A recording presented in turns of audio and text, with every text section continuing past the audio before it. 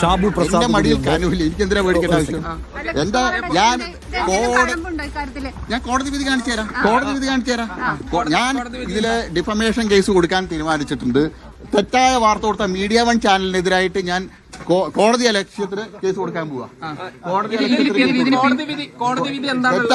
തെറ്റായ 2020 ഇതേ ചാനല് തെറ്റായ വാർത്തകൾ പ്രചരിപ്പിച്ചു.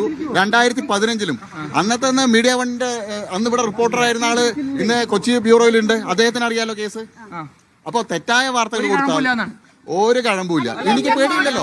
ഇതൊന്നും കാണിച്ചിട്ട് കോടതി വിധി ഞാൻ കാണിച്ചു തരാം. 2000 കാണാം. നമുക്ക് ഇരിക്കാമല്ലോ.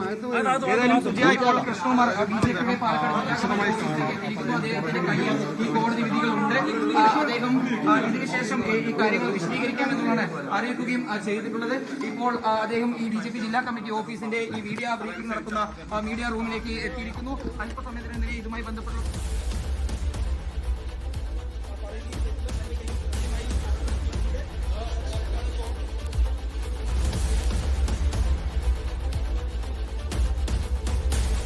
സി കൃഷ്ണകുമാർ BJP സംസ്ഥാന വൈസ് പ്രസിഡന്റ് അല്പസമയത്തിനകം അദ്ദേഹം വാർത്താ സമ്മേളനം നടത്താൻ പോകുമെന്നാണ് നമ്മൾ മനസ്സിലാക്കുന്നത്. അതായത് 2020 കോടതി തള്ളിക്കളഞ്ഞ ഒരു കേസ് വീണ്ടും ഉയർത്തിക്കൊണ്ടുവരികയാണ്. മീഡിയ വൺ ചാനലിനെതിരെ മാനനഷ്ട കേസ് കൊടുക്കും, കോടതി അലക്ഷ്യ കേസ് കൊടുക്കുമെന്നാണ് അദ്ദേഹം ഇപ്പോൾ മാധ്യമങ്ങളോട് പറയുന്നത്. ഇതിനു മുൻപും ഇതേ ചാനൽ ഈ വാർത്ത റിപ്പോർട്ട് ചെയ്തിട്ടുള്ളതാണ്. വീണ്ടും ഈ പരാതി വരുമ്പോൾ വ്യാജമായ വാർത്ത കൊടുക്കുന്നതിനാൽ നടപടിയെടുക്കുമെന്നാണ് അദ്ദേഹത്തിന്റെ ഒരു ആദ്യ വിശദീകരണമായി വരുന്നത്. അദ്ദേഹം ഈ കേസിൽ ഈ ഉയർന്നു വന്നിരിക്കുന്ന പരാതിയിൽ എന്താണ് നൽകാൻ പോകുന്ന വിശദീകരണം എന്നത് കാണണം. വാർത്താ സമ്മേളനം നടത്താൻ അദ്ദേഹം മീഡിയ റൂമിലേക്ക് പ്രവേശിക്കുന്നതാണ് നമ്മൾ അല്പസമയം മുമ്പ് കണ്ടത്. അദ്ദേഹത്തിന്റെ പ്രതികരണം നമുക്ക് ഒരിക്കൽ കൂടി കാണാവുന്നതാണ്. എന്റെ കൂടെ ശ്രീ ഷാബു പ്രസാദ് വലതു നിരീക്ഷകൻ ടെലിഫോൺ ലൈനുണ്ട്. ഷാബു, ഈ ഉയർന്നു വന്നിരിക്കുന്ന പരാതിയിൽ പറയുന്നത് ലൈംഗിക പീഡനം ഉണ്ടായിട്ടുണ്ട്, മതിയായ നടപടി എടുക്കണം എന്നാണ്. എന്നു മാത്രമല്ല ഷാബുവില്ല നമ്മൾ ഈ പ്രസ് കോൺഫറൻസിലേക്കാണ് പോകുന്നത്. ഭാരതീയ ജനതാ പാർട്ടി പാലക്കാട് അവരുടെ വാർത്താ സമ്മേളന മീഡിയ റൂമിലാണ് ഇപ്പോൾ ശ്രീ കൃഷ്ണകുമാർ ഉള്ളത്. അവിടെ നിന്നുള്ള ദൃശ്യങ്ങളിലേക്കാണ് പോകേണ്ടത്. പ്രതികരണം ഒരിക്കൽ കൂടി.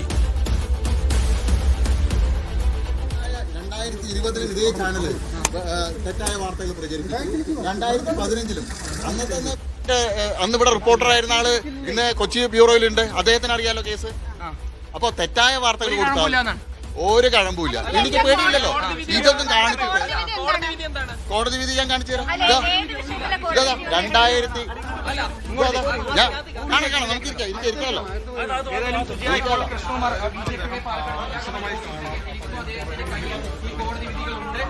അദ്ദേഹം ഇതിനുശേഷം ഈ കാര്യങ്ങൾ വിശദീകരിക്കാമെന്നാണ് അറിയിക്കുകയും ചെയ്തിട്ടുള്ളത്.